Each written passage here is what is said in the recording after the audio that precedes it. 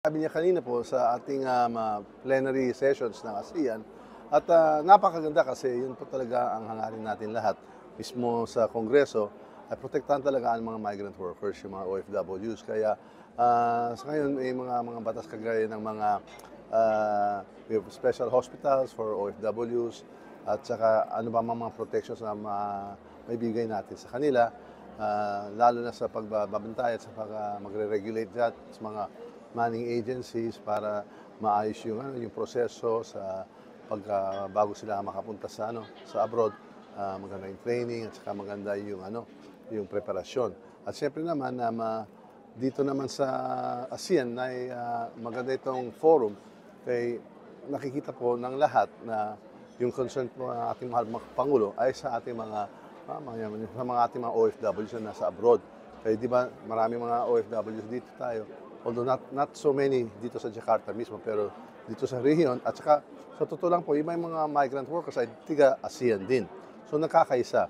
Yun talaga ang puntos ng ating ASEAN na nakakaisa yung buong region. That's what they talk about, the ASEAN centrality. Lahat na tiga-ASEAN nakakaisa. Using the ASEAN as a platform para magpo-project sa labas, outside of the region, yung mga interest kagaya ng welfare ng ating mga migrant workers. Nalabas na kagad ni Presidente yung EO sa price ceilings, although hindi yan sa long term, in the short term, but that para maagapan at saka makita talaga ang lahat na seryoso talaga itong administrasyon ni Presidente Marcos na dapat sapat ang supply at maayos ang pagbebenta. Dapat maayos yung presyo at saka walang nag-profiteer, walang nag-hoard, kaya masama yan, di ba? Kaya warning na to. At yung mga inspection, tuloy-tuloy po yun. Hindi lang yan sa Luzon, abot tayo sa Visayas, Mindanao. Kasi yung mga Pilipino, kahit saan, nandyan po tayo lahat, lalo yung mga Congress ay nandun para sa ating mamamayan.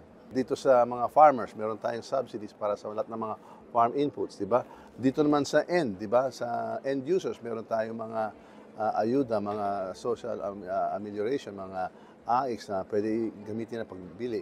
At dito naman sa mga retailers, basta maayos yung mga proseso na dinadaan ninyo, andito din ang gobyerno. Tutulong at susuportahan din kayo. Basta nagtutulungan tayo pare-pareho. Basta as the President said, sasama tayo, pabangon tayo uli. Kaya makaisa na tayo para sa buong mamayang Pilipinas.